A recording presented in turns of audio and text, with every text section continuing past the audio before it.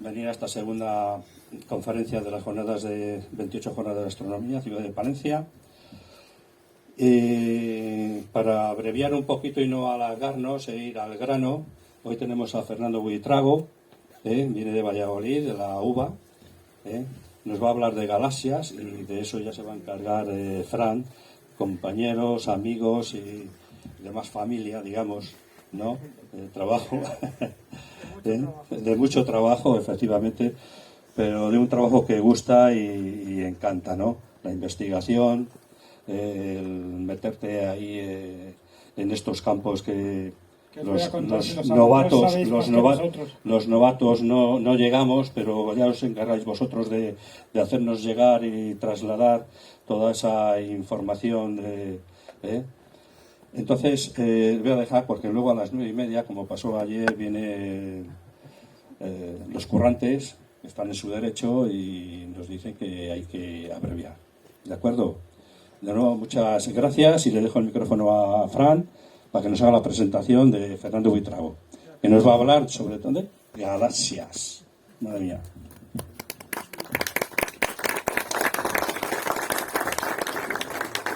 Bueno, pues buenas tardes a todos. El retraso ha sido culpa mía, o sea que no le eches la culpa a Fernando. Habitualmente tiene la culpa de todo, pero bueno. Nada, os presento aquí a Fernando Buitrago, que es doctor en física por la Universidad de Nottingham. Como ha dicho Toño, pues trabaja en unas galaxias un poco especiales, ¿verdad? Muy viejas y muy masivas. Y bueno, es compañero de la universidad, de cafés y de muchas... Espero que amigo. Sí, algo un poco. Y bueno, pues eso, que os dejo con él. Es un tío fantástico, muy entretenido y excelente persona. Y muy buen investigador, por cierto. Así que nada.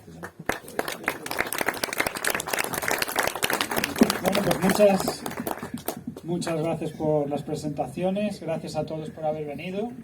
Gracias a la Agrupación Astronómica Palentina y a Fran, no solamente por esta introducción, sino por todo lo que estamos haciendo juntos en Valladolid, lo de mover el arbolito y que se hable de astronomía aquí.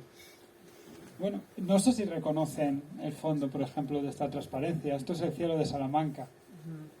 Yo soy charro, o sea, que soy palentino del sur. Aunque las malas lenguas dicen que una tatarabuela mía era de Carrión de los Condes. Entonces, bueno, algo representaremos.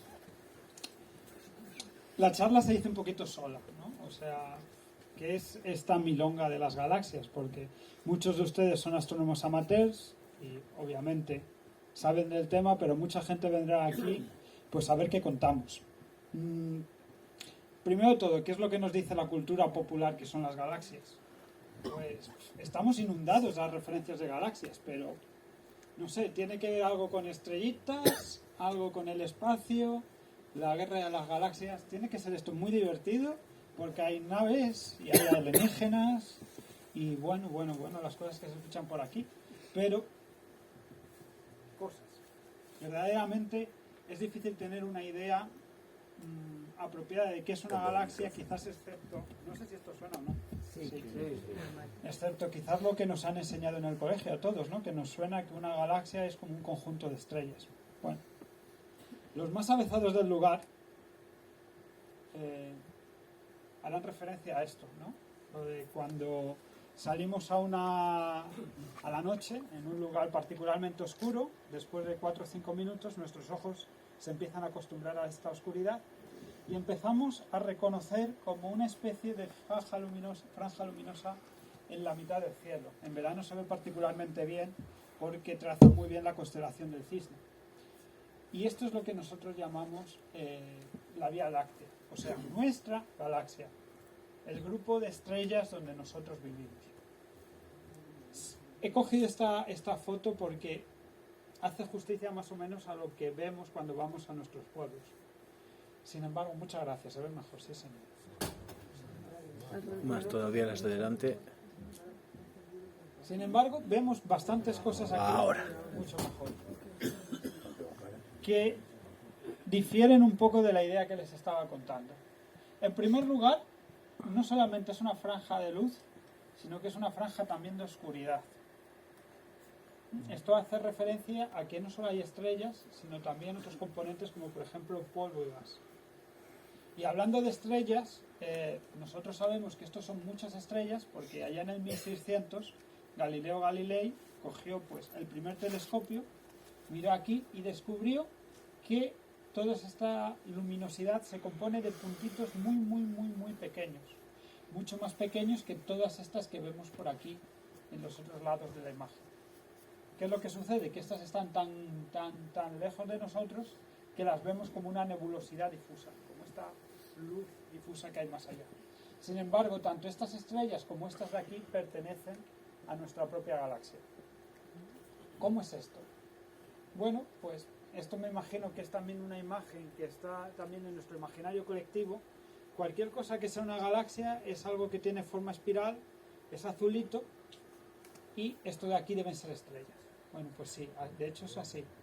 El Sol estaría como en medio de este círculo y todas las estrellas individuales que vemos por la noche serían estrellas que están recogidas en ese círculo. Todas las estrellas que vemos más allá serían esa luz difusa. ¿Por qué? Porque si pensamos que esto es como una especie de lenteja, vamos a decirlo así, nosotros vivimos como en mitad de la lenteja. Entonces, cortamos la lenteja por la mitad y lo que vemos es la franja difusa. Quizás lo ves mejor si se lo pinto de esta manera. ¿Vale?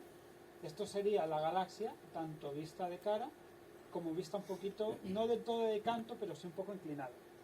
Entonces, como les decía, el Sol está en cualquier lugar en medio de unas cosas que son los brazos espirales. Los brazos espirales no son ni más ni menos que las zonas donde se están creando nuevas estrellas. Entonces, como ahí están naciendo nuevas estrellas, estas nuevas estrellas son jóvenes, están emitiendo un montón de luz azul, etcétera, y son la parte de la galaxia más brillante. Y después en el centro también sobresale esta estructura, la vemos aquí, que llamamos normalmente bulbo. Sin embargo, el bulbo de nuestra galaxia, como ven, tiene una forma un poquito más elongada.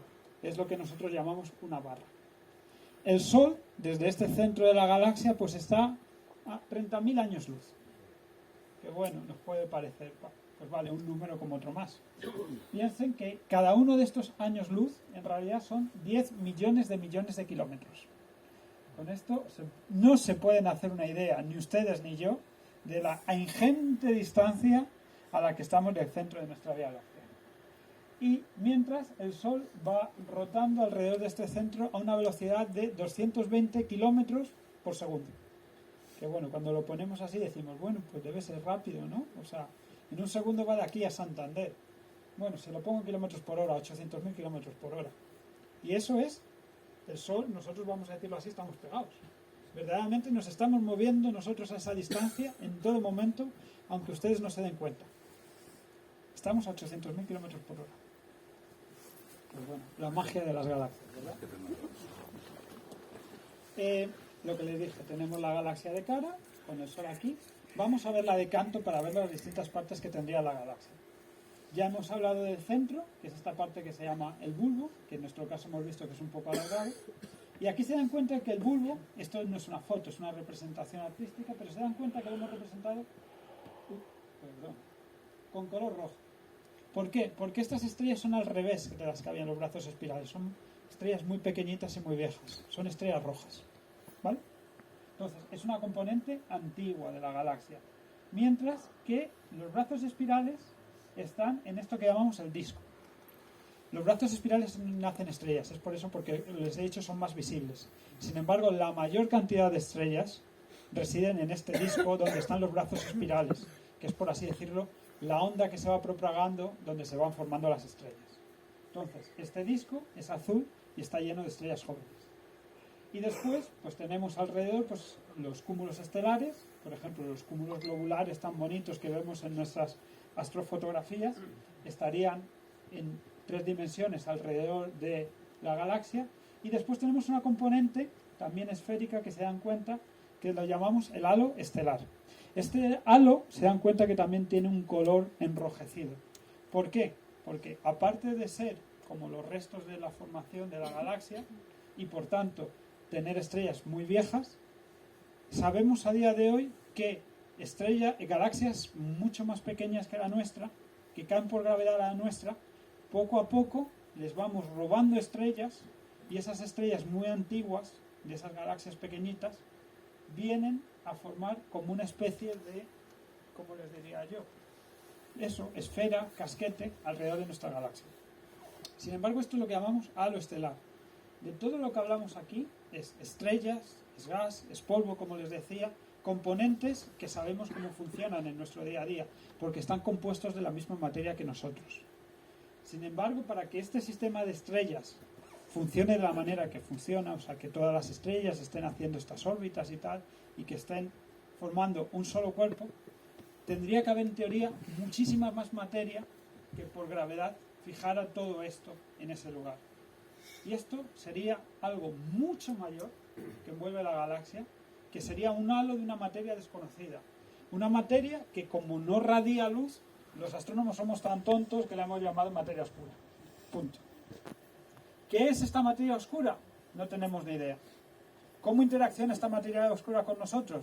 No tiene que estar interaccionando porque si no nos daríamos cuenta que existe. Solamente sabemos que interacciona con nosotros por medio de la gravedad. O sea, es capaz de mantener a todas las estrellas y a todos los cúmulos globulares moviéndose de la forma que se mueven. Y la proporción de esta materia oscura con la materia normal es como de 6:1 o 10:1. O sea, que ahora mismo les están atravesando millones y millones de partículas de algo que no tenemos ni idea, salvo que tiene gravedad y que por eso estamos aquí nosotros. Cualquier cosa que esto sea se llama materia oscura. Y bueno, pues sí, todos tenemos en la cabeza que estos sistemas estelares, estos conjuntos de estrellas que llamamos galaxias, pues tienen este patrón espiral muy bonito. Son galaxias espirales. Y estamos acostumbrados a las típicas fotos como estas del telescopio espacial Hubble, que tiene una resolución impresionante y que se ven súper bien. Si cogemos nuestro telescopio aquí en Tierra, como bien sabrán, pues las cosas se ven pues un poquito más borrosas.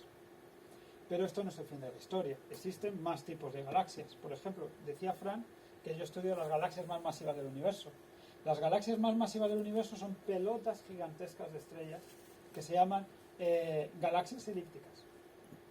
Y después hay otras donde se están formando estrellas, vamos a decir, a cascoporro.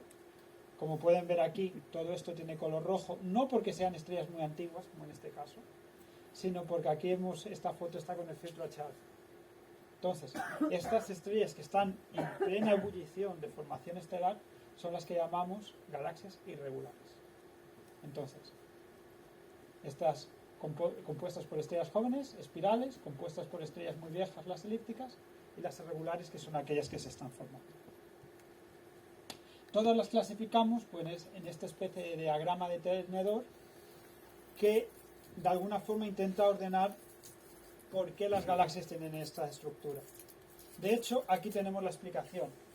Galaxias elípticas son aquellas que están dominadas por ese componente central que hemos llamado bulbo.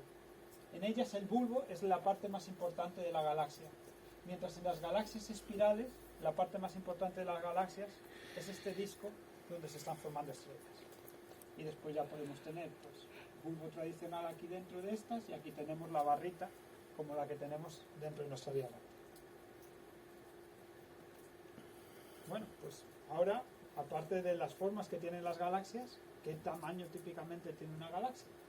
Bueno, en primer lugar, nuestra Vía Láctea. Nuestra Vía Láctea, aunque no se lo crean, o sí se lo creerán, es una galaxia promedio. Ni muy grande ni muy pequeña. ¿Hay galaxias más pequeñas que la nuestra? Sí, y mucho más. Miren, en nuestra galaxia, la Vía Láctea, viene a haber de en torno a 1 millón de millones de estrellas. 1 billón. Y aquí tenemos galaxias satélites de la nuestra, que llamamos galaxias enanas. Tenemos la gran nube de Magallanes, que esta es bastante grandecita. Aquí veo que tenemos del orden de 5.000 millones de estrellas. Pero como ven, cada vez vamos teniendo sistemas más tenues y más pequeños, hasta que llegamos a esta de aquí, por ejemplo, y aquí hay del orden de 5.000 estrellas, 6.000 estrellas. O sea que tenemos verdaderamente galaxias de todos los tamaños, desde extremadamente pequeñas, y de hecho esto es ahora en lo que estoy estudiando, he empezado en las galaxias más grandes del universo y ahora estoy en las más pequeñas, hasta llegar a nuestra Vía Láctea, que es una galaxia de tipo espiral. La galaxia de Andrómeda, que la tenemos muy cerca, es una espiral todavía mayor que nosotros, pero como ven tenemos galaxias elípticas mucho más grandes.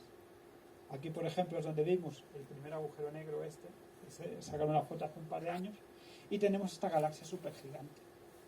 Bueno, de hecho he puesto aquí IC 1101 por tres cosas. La primera, súper grande en comparación con las otras. Segunda, porque es la galaxia a día de hoy que conocemos mayor del universo.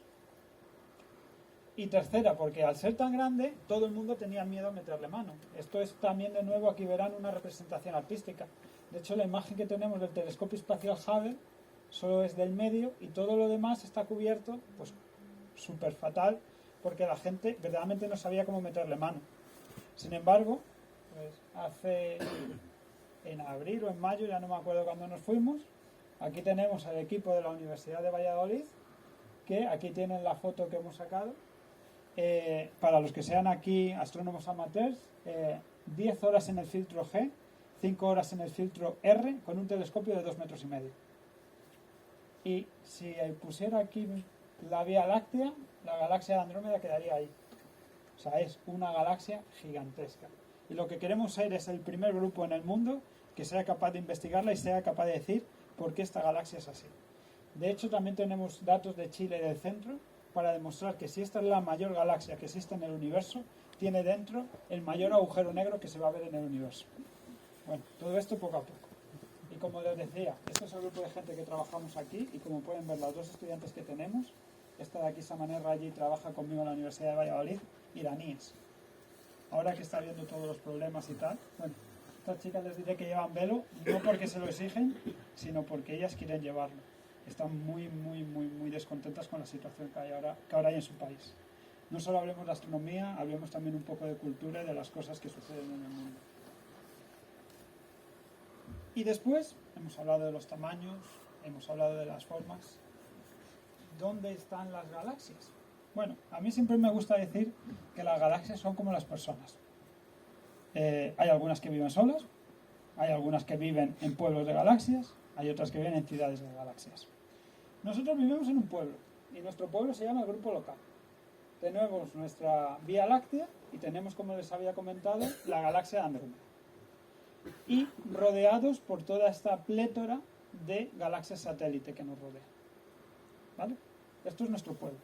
Y vivimos, como pueden ver, pues con bastante gente. Y cada vez, de hecho, estamos descubriendo más gente, que todavía no está todo descubierto.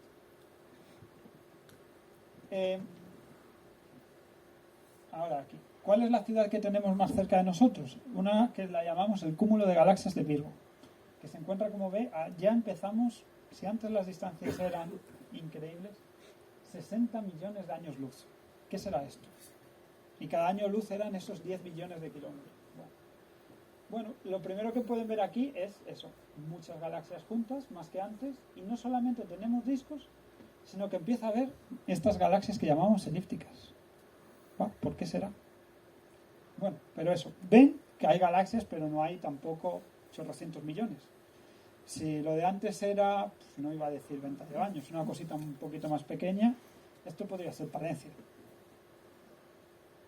Y si fuéramos capaces de alguna forma de abstraernos y vernos todo más a gran escala, pues lo que veríamos seríamos estas estructuras.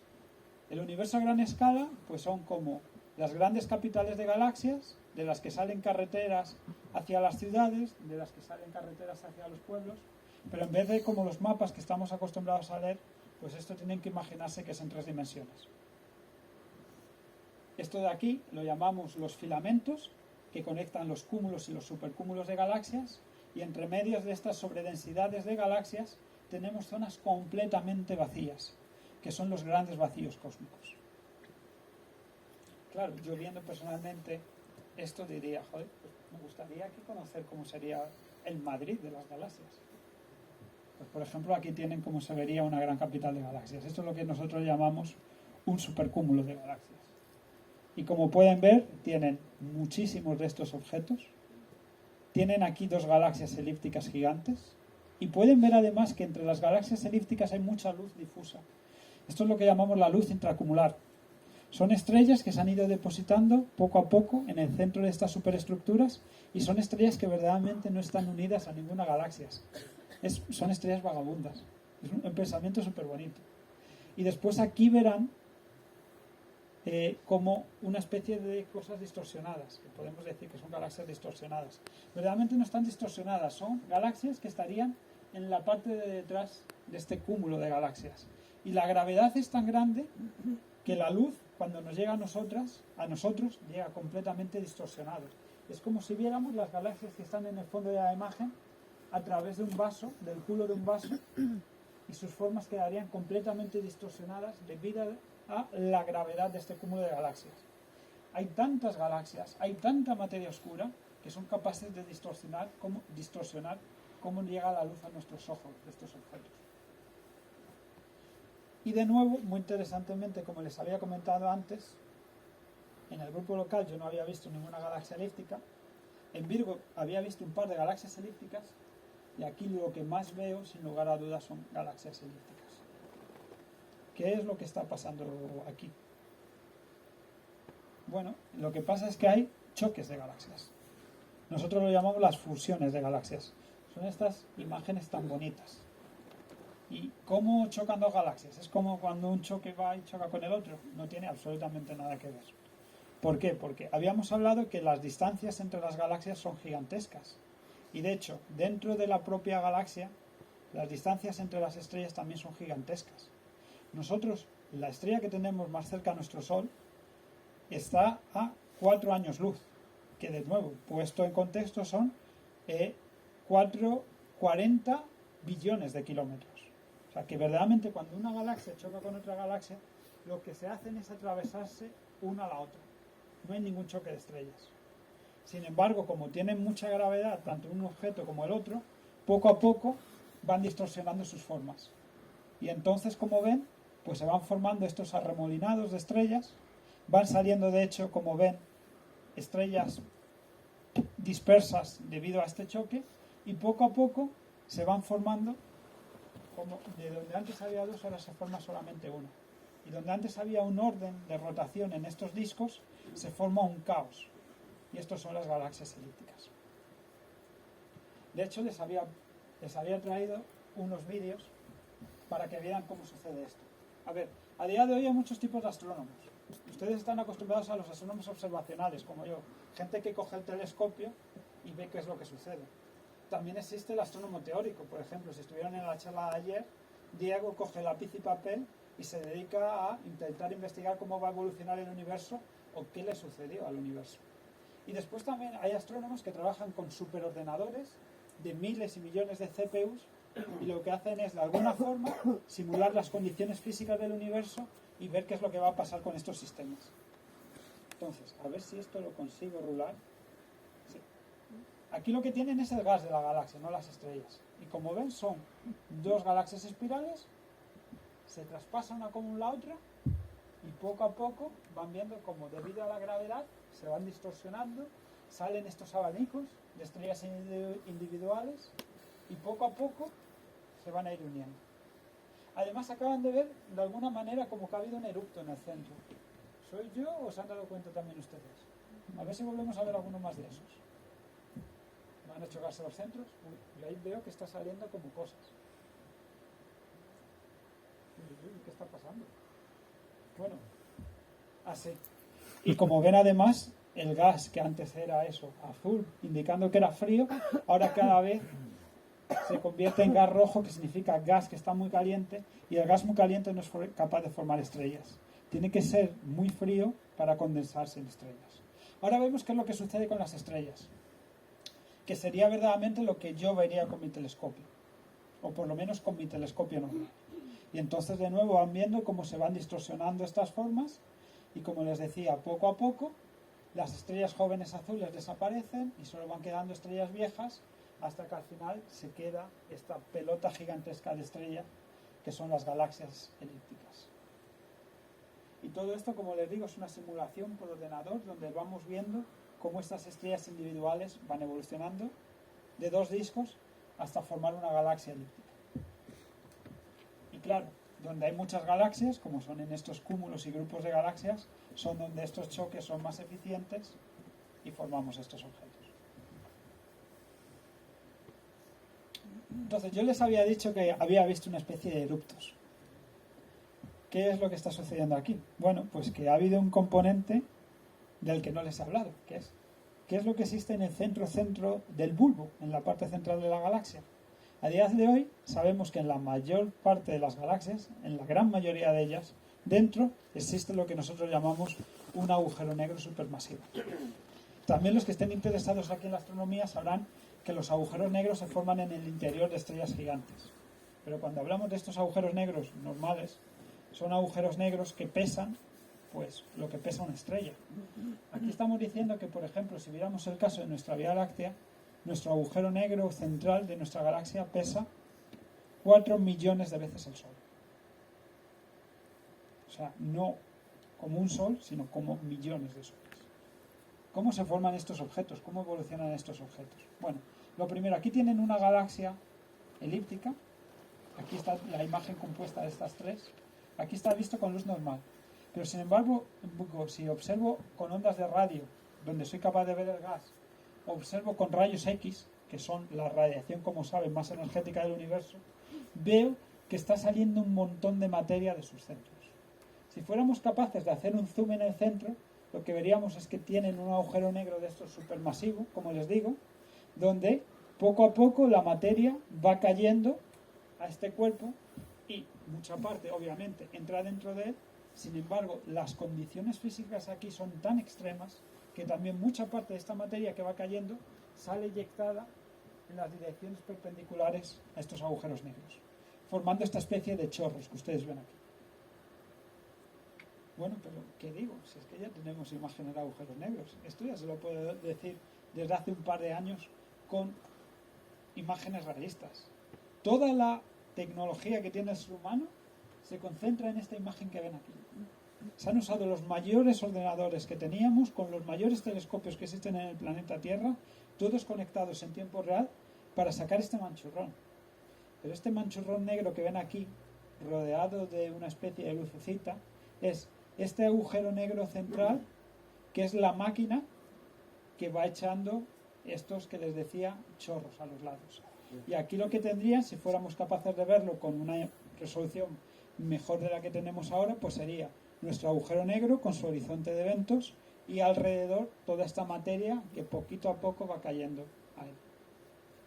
Pero bueno, eso en el caso de nuestra Vía Láctea, pues, o en el caso de esta otra galaxia que vimos, pues son agujeros negros donde no está sucediendo mucho, donde va cayendo materia pero poquito a poco.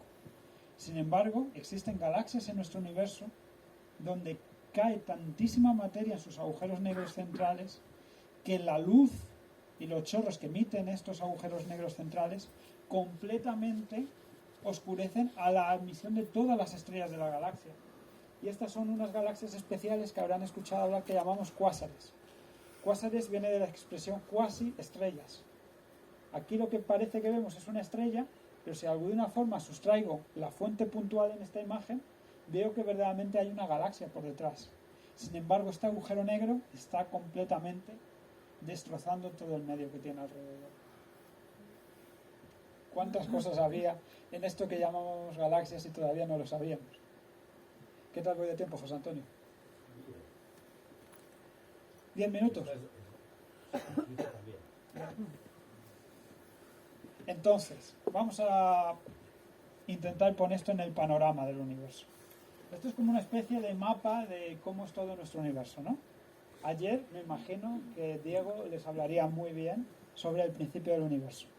El Big Bang, a partir del Big Bang, todo empieza a crecer muchísimo y al final tenemos un momento que llamamos la recombinación o el fondo cósmico de microondas, donde por primera vez la luz, el universo ya es lo suficientemente no denso como para que la luz se pueda empezar a desperdigar sin ningún problema.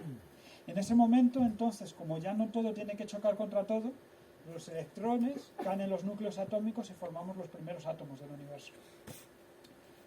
¿Cuál es el problema? Que en ese momento, aunque el universo da luz, la luz se puede propagar libremente, se forma un gas que lo oscurece todo. Y esto es lo que nosotros llamamos la edad oscura del universo. Perdonen que tenga la transparencia en inglés. Y claro, este gas todo es el gas hidrógeno y el gas helio que forma las estrellas. Entonces, poco a poco, ese gas se va condensando en estas estrellas y se va a formar la primera población de estrellas del universo, la primera población de agujeros negros del universo, etcétera, etcétera. Todas estas protoestrellas, protogalaxias, etcétera, poco a poco van a mandar muchísima luz y muchísima luz muy energética. Tan energética que va a ser capaz de ionizar a estos átomos y el universo se va a volver a hacer transparente. Porque ya va a haber mucha más luz, por así decirlo, que átomos. Y entonces aquí tendríamos la edad de las primeras galaxias, que poco a poco van evolucionando hasta las galaxias que tenemos hoy en día. Ustedes y yo vivimos en esta parte de la gráfica. Esto es el principio del universo, esto es ahora. ¿Cuáles son las pequeñas salvedades que podríamos poner aquí?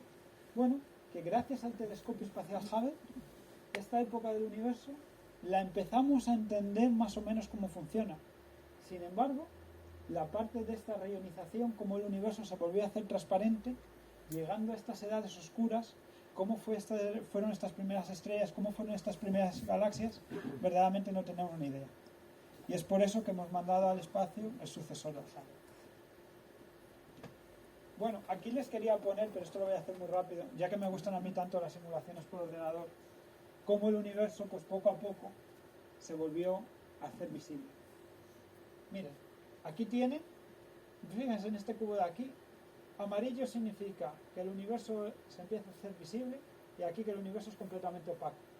Y aquí poco a poco, como las estructuras del universo por gravedad se van condensando y se va formando esa red que les decía yo antes de cúmulos, de filamentos, etc.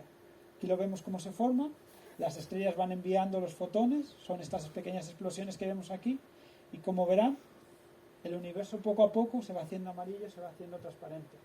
El queso cada vez se va haciendo más gruyere y cada vez hay más agujeros.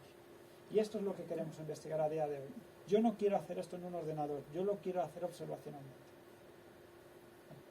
Entonces la simulación por superordenadores.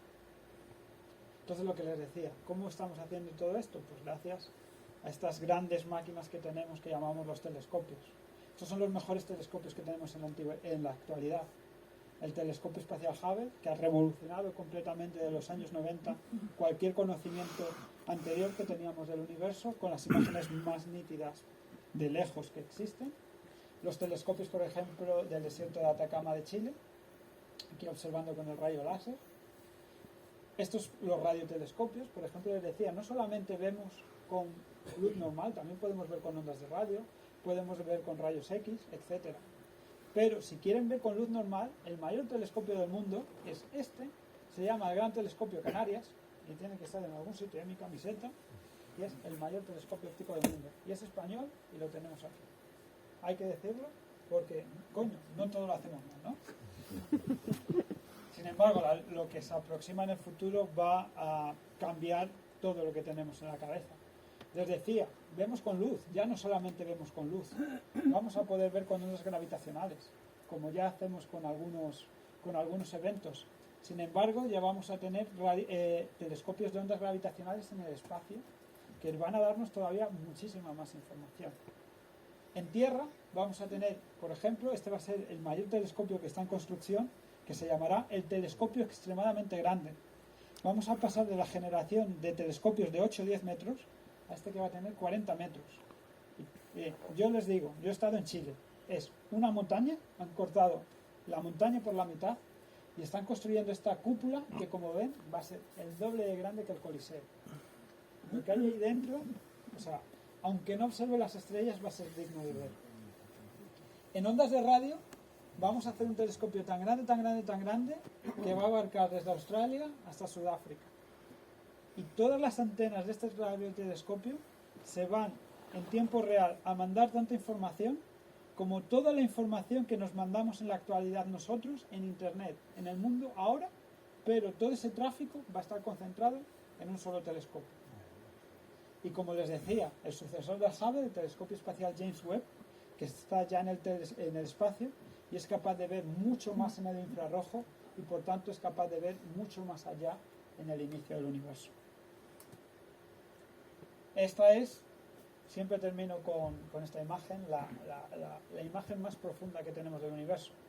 Todavía este récord lo ostenta el telescopio espacial Hubble. Dentro de poco, el James Webb liberará imágenes más profundas que estas, aunque ya el telescopio espacial James Webb ya está mandando las primeras imágenes. Pero yo le tengo particular cariño a esta porque era lo que estábamos jugando hasta hace verdaderamente 3 meses. Y galaxias para ustedes son todas estas grandes cosas que vemos aquí. Cuando intentamos ver el principio del universo, verdaderamente las galaxias son los 2 píxeles mal puestos que están en el fondo de esta imagen.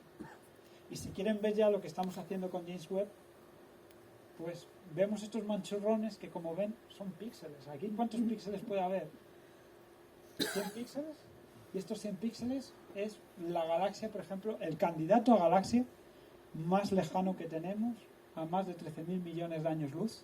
Y que sepan que esto también es ciencia UBA, porque he tenido el privilegio de estar en el equipo que ha hecho estas observaciones. Entonces, voy a terminar solamente con 3 ideas a modo de pinceladas que me gustaría que se llevaran a casa de esta charla. La primera de todas, espero haberles demostrado que galaxias no son cosas tan raras. ¿Por qué? Porque yo vivo en una galaxia, ustedes viven en una galaxia, todos somos galaxia. Esta imagen está hecha en el desierto de Atacama, en Chile. Este de aquí soy yo. Este es uno de estos telescopios gigantes. Y con una exposición de 12 segundos, miren qué maravilla tenemos aquí. El centro de la Vía Láctea y esto de aquí, el plano de la elíptica, donde giran todos los planetas alrededor del Sol. Esto es una cosa de nuestro día a día. Lo que le pasa a la galaxia es lo que nos pasa a nosotros.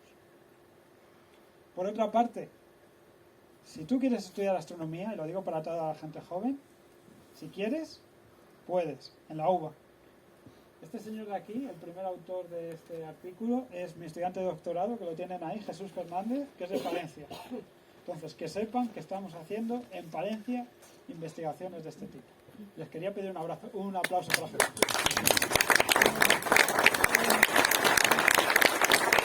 De hecho, si son capaces de leer el título, es detectar los límites de las galaxias con aprendizaje profundo. Aprendizaje profundo a día de hoy es la frontera del conocimiento hecha con inteligencia artificial.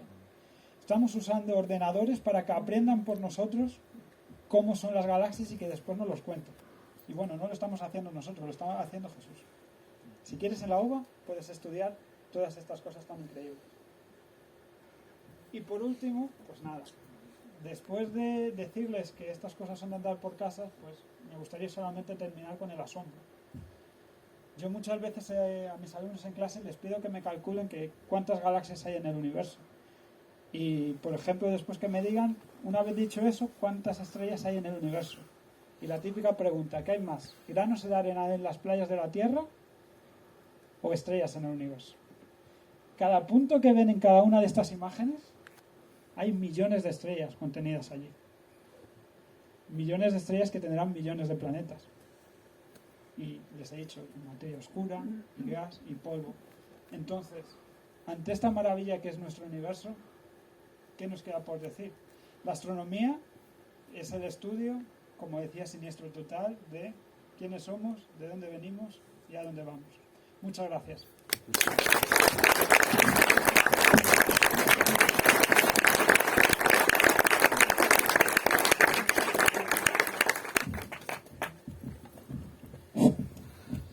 Muy bien, Fernando, ¿qué tal?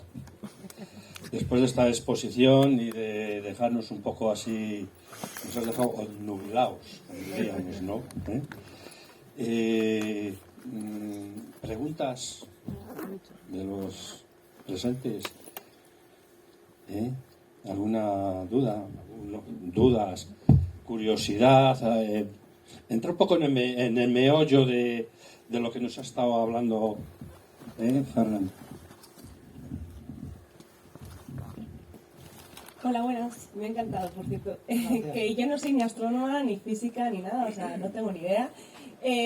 Pero me ha llamado la atención la clasificación de las galaxias y quería preguntar si son como, por ejemplo, si todas las galaxias elípticas son fruto de choque entre galaxias, si todas las galaxias empiezan siendo espirales o irregulares, o sea, es como, ¿son fases de la formación de galaxias o son simplemente tipos y de repente una es espiral, la otra es irregular, la otra es elíptica? Que quería volver a la transparencia anterior. La pregunta es muy buena, ¿eh? No serás física, pero es la típica pregunta que haría un físico. Vamos a ver. Aquí te las pongo. Vamos a ver. Como te he dicho, las galaxias y las estrellas vienen de la condensación de este gas. Entonces, uno se imaginaría que el gas se va condensando, pum, pum, pum, vamos a decirlo así, en plan pelota, poco a poco, hasta que al final tal. Sin embargo, esa visión, por lo que sabemos de física, es incompleta. Si tú tienes también un poco de movimiento giratorio, las cosas tienen que conservar este movimiento giratorio. Entonces, en vez de ser una cosa puramente esférica, poco a poco vas formando estos discos. ¿Vale? Entonces, al final, el universo crea discos en todos los sitios. Desde la formación de las galaxias, las estrellas también tienen sus propios discos protoplanetarios, e incluso el agujero negro, ya has visto que la materia cae al agujero negro en forma de disco, siempre para conservar este movimiento giratorio. Entonces, las primeras galaxias del universo siempre o son discos o son muy parecidas a discos. ¿Vale? Y aquí, como te decía, esto también se ve reflejado en que la mayor parte de las estrellas de estos sistemas son jóvenes. Y poquito a poco irían fusionándose para formar las elípticas. Sin embargo, también podría haber el caso de alguna elíptica que se podría formar quizás solamente por un colapso puramente esferoidal, o incluso si tuviéramos una galaxia de esta satélite, si yo poquito a poco le voy arrancando estrellas, la galaxia perdería su disco y me quedaría solamente con el centro, con el bulbo. Entonces, podría haber pequeños cambios a este escenario que te he pintado, pero a priori vamos a pensar que esto es el principio y esto es el final. ¿Y las irregulares? Y las irregulares serían estas que están formando estrellas a cascoporro. Existe tanto gas que ese gas forma estrellas como le sale, por así decirlo. Entonces, aquí tendrías una formación ordenada de estrellas poquito a poco, y en una galaxia irregular tendrías tantísima formación de estrellas que ya no habría ninguna especie de orden. Pero los sistemas del universo que formarían más estrellas serían galaxias irregulares, pero en plan gigantesco. Tengo otra pregunta y ya paso el micrófono. Es del tema de los agujeros negros. Claro, yo lo que entiendo de los agujeros negros es como este punto de gravedad que agarra un montonazo de materia y todo lo absorbe. Pero claro, has dicho que llega un punto en el que como que expulsa. Entonces es como que cambia todos lo que pensaba que eran los agujeros negros, que absorbe en vez de expulsar. A ver cómo te lo puedo decir de una manera. ¿Sabes? Verdaderamente esto también hasta a los físicos les causa muchos problemas porque es muy difícil de simular. Lo que tú tienes que pensar es aquí cae absolutamente tanta materia y al final podría caer desordenadamente, pero al final, como hay tantísima fuerza de la gravedad, cae en esta especie de orden que no todo es capaz de ir por donde debe, y todo lo demás, debido a la gran cantidad de fuerza gravitatoria y fuerza magnética que hay por ahí, sale de alguna especie expulsado por ahí. Pero es que las fuerzas que tenemos aquí son tan ingentes que escapan a nuestra comprensión diaria, vamos a decirlo, del día a día. Y no solamente es la parte material de lo que sale expulsado, sino que también hay mucha luz que sale de estos agujeros negros, lo cual a la gente también le causa bastantes problemas mentales. ¿Por qué? Porque, a ver si me voy a la... aquí. Todo esto que está rolando aquí, hay tantísima energía ahí que se produce luz, muchísima luz de muy alta energía. Entonces, lo que te decía, esto se ve en rayos X, en rayos gamma, porque salen ahí fotones disparados, pero obviamente no salen las cosas del agujero negro. Un agujero negro sería el momento a partir del cual donde todo es chupado sin remisión. Tú lo que ves es tanto luz como materia que está saliendo de las partes exteriores que todavía no son el agujero negro. Y debido a las increíbles fuerzas que hay ahí, no son todavía tan grandes como para que nada sea capaz de salir, pero sale todo escopetado. Vale, bueno. Y no le tengas miedo a la física, eso te lo podía comentar con un poquito más de detalle, con un poco de mates y un poco de física. A ver, otra preguntita por aquí. Sí.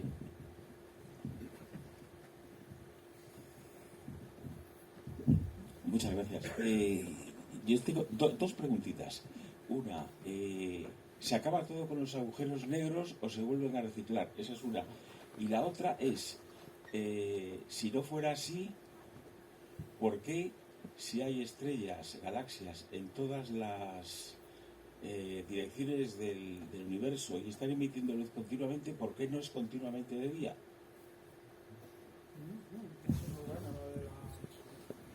Bueno, hay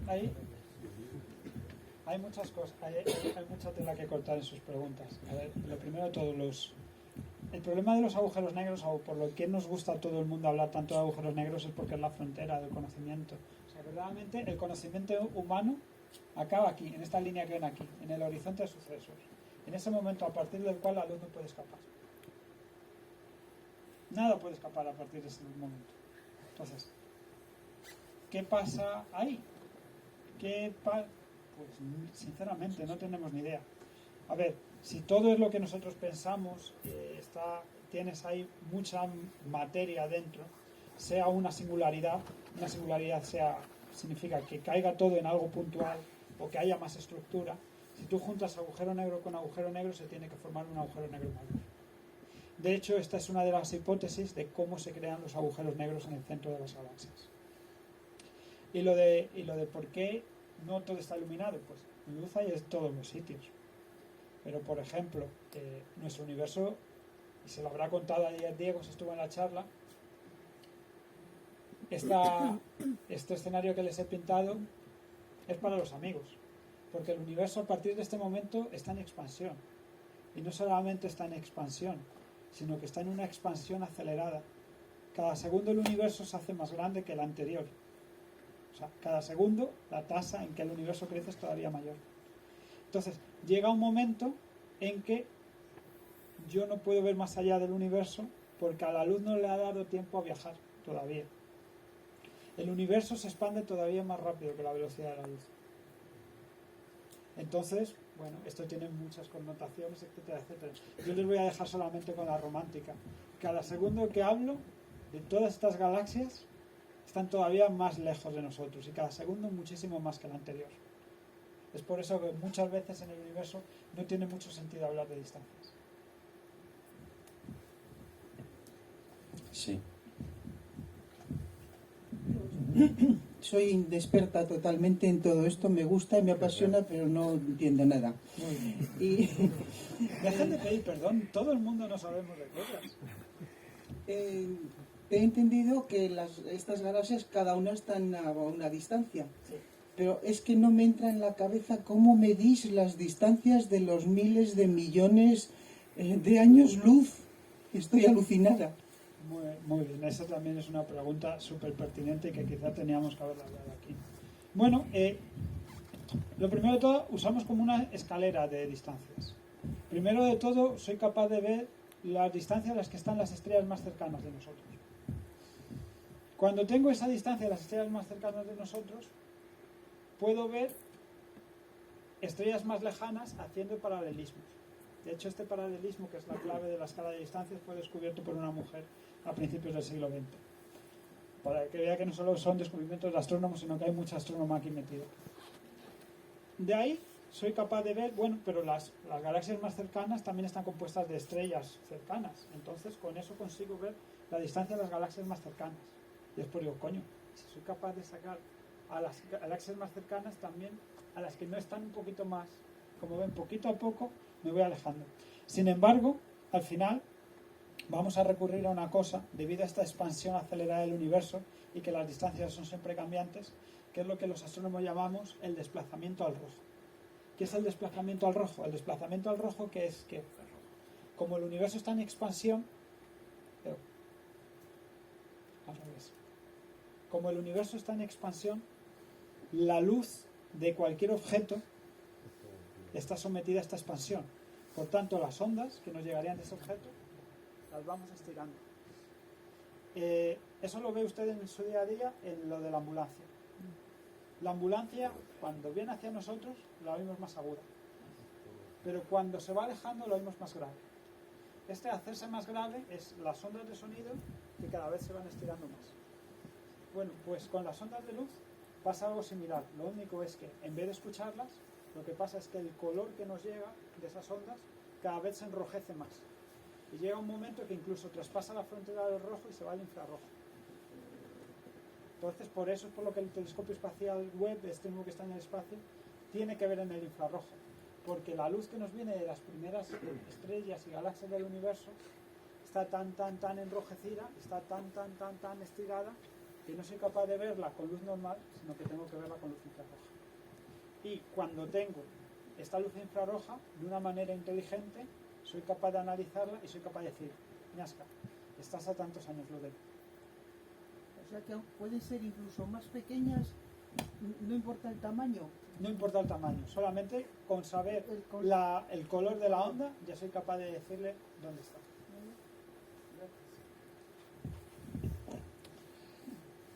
¿Alguna pregunta más? Sí. Un par de preguntas. La primera, ¿por qué a partir de una singularidad tenemos estructuras irregulares? Y la segunda pregunta, que no sé si tiene algo que ver con la primera, si los planetas giran, las estrellas giran, las galaxias giran, ¿gira el universo? ¿Vino la charla de ayer?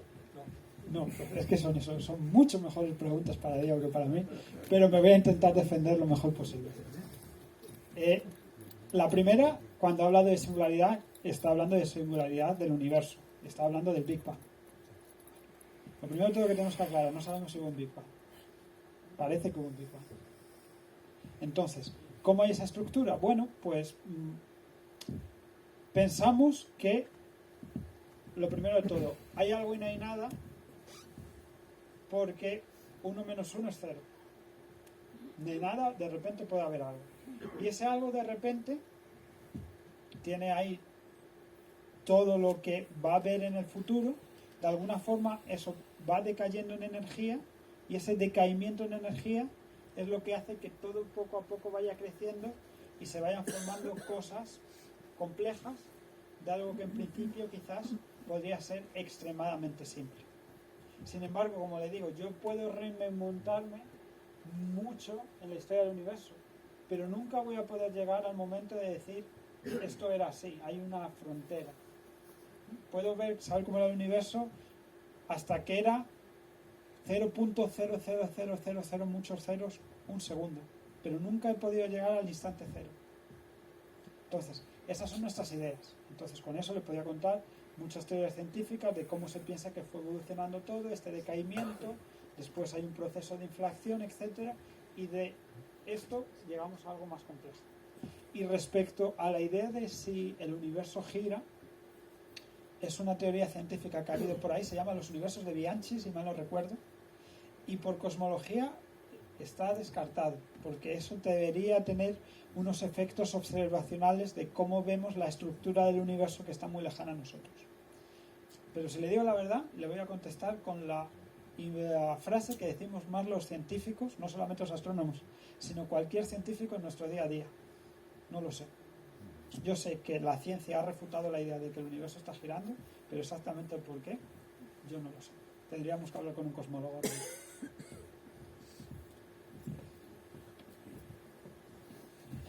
Vamos a ver por allí.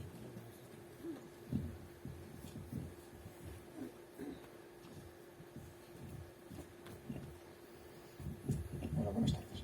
Al mirar al cielo vemos el pasado y además vemos algo a lo que jamás vamos a poder llegar. Me es tristísimo. Bueno, con la tecnología actual tiene usted razón, pero ¿quién le dice que en el futuro no podamos hacer las cosas de una manera diferente? Incluso, como le decía, el límite de la velocidad es la velocidad de la luz. el límite de la velocidad de lo que en el espacio-tiempo. Pero eso no nos quiere decir, por ejemplo, que el propio espacio-tiempo se pueda mover más rápidamente que la luz, que era lo que le decía de que le sucede al universo. Quién sabe si en el futuro nos jugamos de alguna manera inteligente con el espacio-tiempo, en plan la nave de Star Trek, y podemos hacer alguna cosa así. Con la tecnología actual, desde luego que no. El otro día hice el cálculo para otra charla, y para llegar a la estrella más cercana que tenemos necesitaríamos 77.000 años. Y bueno, mete tú en una nave a personas, 77.000 años, obviamente esas personas que metes en la nave no son las mismas que llegan, metidos en un cubículo en plan la estación internacional, al final se terminarían todos odiando. El gran hermano en comparación con eso sería una caricatura. Y lo de mirar al pasado no me he metido con eso, si hace falta nos metemos.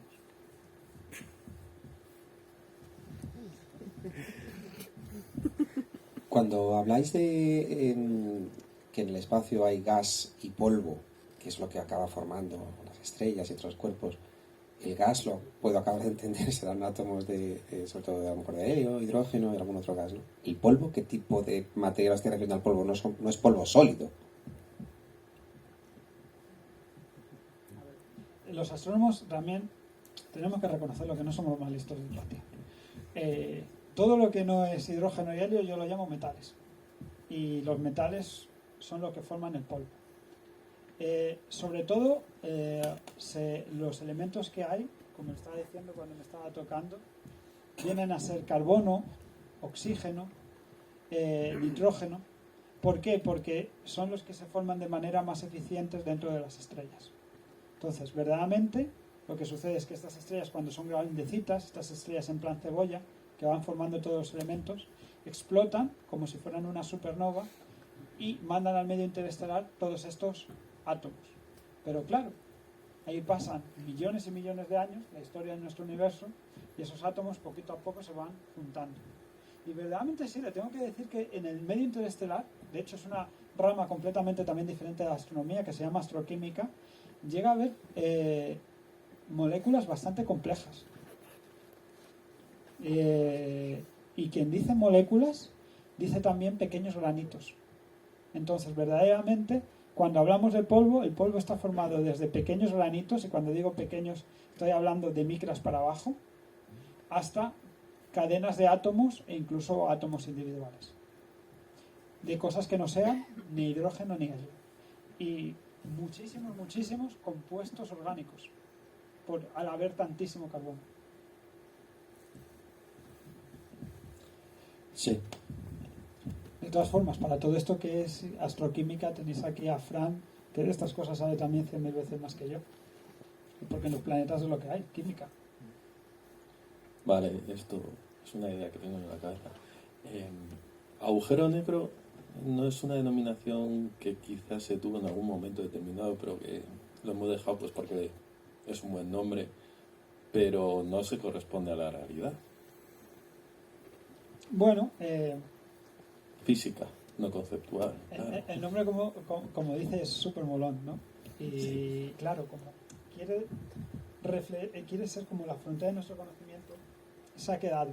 Sin embargo, la idea del agujero negro, el primero que la tuvo fue un astrónomo francés a principios del siglo XIX que se llamaba Laplace. Laplace además me gusta mucho porque era un tío que era un vividor, no era el típico que estaba todo el día metido en el papel, sino que ese se corrió todas las juegas del mundo. Y lo que Laplace decía es: imaginémonos que tuviéramos una estrella muy grande, muy grande, muy grande, muy grande, muy grande. Claro, yo vivo en la Tierra y vuelvo aquí por culpa de la gravedad. Claro, el Sol es mucho mayor que la Tierra. Si yo salto en el Sol, puedo saltar muchísimo menos. Pero entonces, si yo hiciera una estrella cada vez más grande, cada vez esa fuerza de la gravedad sería mayor, y llegaría un momento en que tendría una estrella tan grande, tan grande, tan grande, tan grande, que ni incluso su propia luz podría salir. Esto sería el germen de la idea del agujero negro. Lo único que a día de hoy sabemos, por física atómica, que llegada a tantísima fuerza de la gravedad, ni incluso la materia es capaz de aguantar esta fuerza de atracción y todo cae. Si cae en un punto o cae en algo más que un punto es algo que no sabemos, porque más allá de este horizonte de sucesos no sabemos qué sucede ahí, porque ninguna información sale de ahí. Pero por ejemplo los rusos se quedaron con la idea de esta estrella gigantesca, y ellos, en vez de decir agujero negro, en ruso la expresión es estrella congelada, que hasta cierto punto podría tener más sentido que un agujero negro. De acuerdo. ¿Alguna pregunta más? Sí. Aquí se vienen las chungas, ¿eh? Sí, aquí hay que pensar un poquillo. Bueno, lo primero, muchas gracias, porque se agradece tu presencia y la charla nos ha gustado mucho, creo, a todos. Gracias. Y yo quería preguntarte por qué previsiones tenemos, ahora que vamos a empezar a recibir imágenes del James Webb, ¿qué información esperamos obtener sobre estas galaxias más antiguas o galaxias de bajo brillo superficial, que creo que tienes ahí interés especial en ellas? Unos cuantos. Vamos a ver. Webb va a suponer una revolución en el sentido de va a ser capaz de ver con los mismos detalles que teníamos en el telescopio espacial Hubble, pero mucho más allá. Entonces, con esto lo que vamos a ser capaces es ser capaz de ver las primeras galaxias y las primeras estrellas que se formaron en el universo. Bueno, hasta aquí nos puede parecer que, bueno, muy bien, pues más allá, ¿no? Y más pequeñito, y nuestros abuelos, mejor que nuestros padres, todo bien. Sin embargo, hay muchos problemas conceptuales. Lo primero de todo, los agujeros de negros estos centrales que están en el centro de las galaxias, no sabemos qué hacen ahí. ¿Por qué están allí siempre? ¿Qué es primero, la galaxia o el agujero negro? El problema del huevo y la gallina. No tenemos ni idea. Suponemos que el James Webb nos va a responder a esta pregunta. Otra que muy interesante que nos va a responder el James Webb es la siguiente. A ver cómo lo digo. Les había dicho que se forma al principio del universo esta nube que lo cubre todo, esta nube de hidrógeno y helio. Pero el problema es que el hidrógeno y helio, para formar estrellas, es súper ineficiente. Necesita algo, estos metales que les decía, para irradiar y ser capaz de seguirse compactificando. No tenemos ni idea cómo se pudieron formar solamente a partir de hidrógeno y helio las primeras estrellas del universo. Nunca se ha visto una estrella formada solamente de hidrógeno y helio. Y esperamos que con el James Webb seamos capaces también de ver estas estrellas. Y después, como bien decía Rodrigo, mi intención es la siguiente. Está muy bien ser capaz de ver lo que sucede en el límite, pero es que lo que se nos olvida del James Webb es que las galaxias que tenemos aquí más cerca, en vez de ser capaz de verlas bien, como las veíamos antes, a día de hoy vamos a ser capaces de verles hasta el ombligo. Y con este ser capaz de verles hasta el ombligo, esperamos también ser capaz de resolver muchísimos problemas que hasta hoy no éramos accesibles con lo que teníamos en la actualidad. Gracias. Una pregunta. Has mostrado una simulación hecha en superordenador de la choque-colisión de dos galaxias. Esa programación que se hace, ¿es física newtoniana o ya es física cuántica? Pues mira, me imagino que dependiendo del problema ni una ni la otra. Física cuántica no es, porque la física cuántica es la física de lo más pequeño. Aquí estamos hablando de la física de lo más grande. Entonces, o bien es física newtoniana, como bien decía, o bien es física relativista. ¿Cuál es la diferencia entre una física y la otra? La física newtoniana es la de andar por casa, pero de las cosas ya grandes. Y la física relativista, aunque también se ocupa de cosas muy grandes, es cuando nos aproximamos a la velocidad de la luz. Entonces, en el régimen de velocidades ultra rápidas, tendríamos que usar en las simulaciones física relativista. Si las velocidades son normales, podemos usar la física newtoniana. No hay más preguntas. Yo quería, no sé si yo he entendido bien o no, en cuanto a los agujeros negros, las eyecciones que proyecta. Esas eyecciones pueden ser materia que al agujero negro no le da tiempo no a absorberlo y como que rebota y lo expulsa. La verdad es que es una visión bastante buena de un problema bastante complicado. Sí. Digo yo, vamos, se me ha ocurrido. No voy a añadir ni una cosa más, solamente eso, añadir el componente, por ejemplo, de los increíbles campos magnéticos que hay ahí. Sí. No solamente pensemos en fuerza gravitatoria, sino también en fuerza electromagnética. Claro, la cantidad de materia que ahí va absorbiendo, digamos que un tubo que tiene cierta capacidad de absorción, pero le entra más de lo que entra y el resto lo expulsa. Sin embargo, también esto ha sido no me acuerdo ahora mismo la palabra, una simplificación. Verdaderamente los chorros suelen ocurrir en agujeros negros que, aunque tragan materia, no tragan demasiada materia. Los agujeros negros que están tragando muchísima materia, verdaderamente lo que más producen es un campo de luz ionizante brutal, que es tan fuerte, esa luz a la hora de ionizar, que calienta todo el gas de la galaxia y lo que hace es cesar completamente la formación estelar de estas galaxias. Por eso es por lo que las galaxias elípticas son rojas y viejas, porque su agujero negro central es tan importante, toda la radiación que ha producido, que ha parado completamente la formación estelar en estos objetos. ¿Más preguntas? ¿No? Pues, Fernando, muchas gracias por la clase magistral que nos has dado sobre galaxias. ¿Sí? Nos has hecho entender bastante más de lo que la idea, creo yo, en general teníamos un poco de cómo se forman, se desarrollan y cómo terminan también muriendo, ¿no? Porque todos, aquí no nos quedamos nadie, ¿no? Muchas gracias por todo. Muy bien.